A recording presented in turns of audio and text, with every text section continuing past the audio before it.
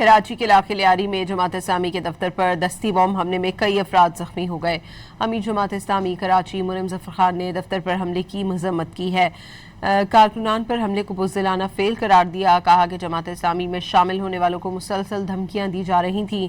वाज़ेह किया कि दहशतगर्दाना कार्रवाइयों से बदल दो निज़ाम तहरीक और हक तो लियारी मुहिम नहीं रुकेगी। उन्होंने मज़ीद कहा कि जमात इस्लामी हर किस्म की दहशत गर्दी और तशद्दुद की मजम्मत करती है।